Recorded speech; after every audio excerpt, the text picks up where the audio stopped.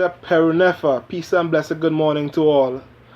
My plan this morning is to share with you the history of the great nations and empires of West Africa.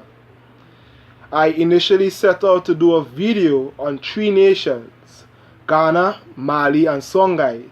However, I underestimated the vastness of African history, so I've limited myself to discussing one nation, and that's Ghana. My purpose in doing this video is to shed light on the greatness of African civilizations. I know many of us are aware of the greatness of Kemet or ancient Egypt, Kush or Ethiopia, Nubia or modern-day Sudan. But many of us are unaware of the great civilizations and empires of Western Africa. This is mainly due to how history is taught in our Western education system. They start off the history of West Africa from the European conquest, slavery, colonization. But the truth is, the history of West Africa is far richer than this. And I will reveal this in my discussion on the great empire of Ghana. Now, the Ghanaian Empire was not as modern Ghana today. It covered the region including parts of modern nations such as Guinea, Senegal, and Mali. The Ghana Empire had its beginning around 300 AD.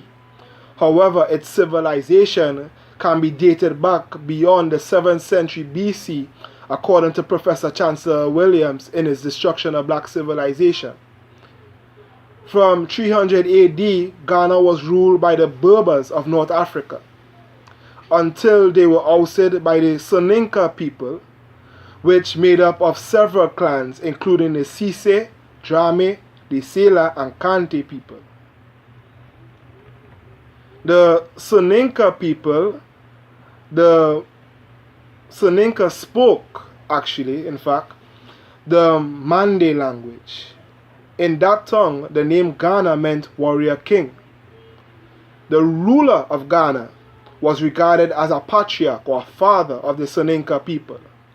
And beside this, he was the commander-in-chief of the army, head of state religion, chief dispenser of justice, and the supreme overseer of the nation. His successor, however, was not his son, but the son of his sister, because the Soninke people, like all African people, possess a matriarchal system of social organization.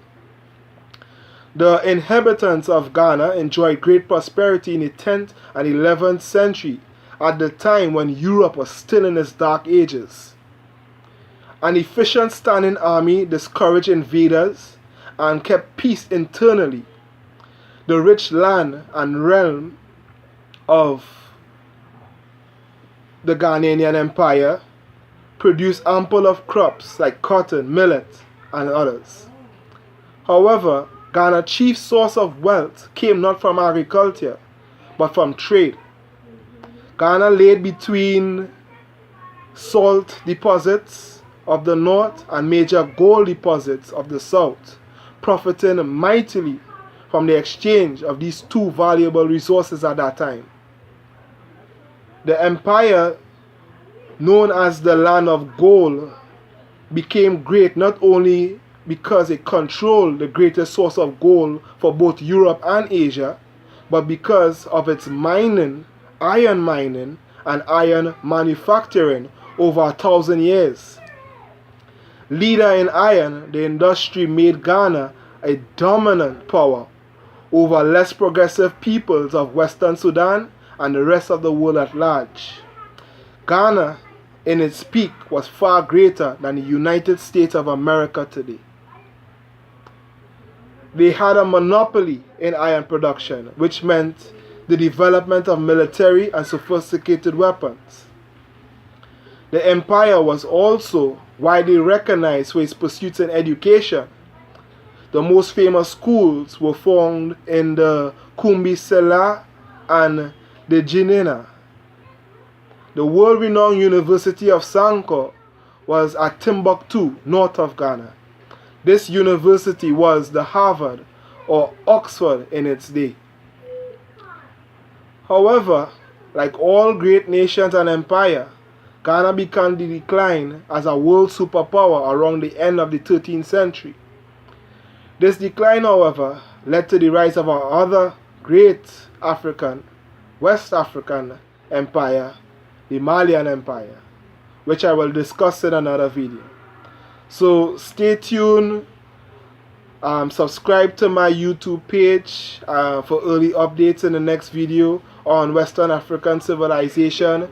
I recommend that you do more research on the legacy of West Africa and the great nations it produced, the great achievements it produced. Because yes, when we speak of African civilization, first thing comes to mind is Kemet or ancient Egypt. But West Africa had a golden age in world civilization. And it is our duty as descendants of West Africans. Many of our ancestors came from West Africa to do the research and study our people's legacy, our people's history before it was interrupted by slavery and European conquest. Peace and blessings. Have a great day.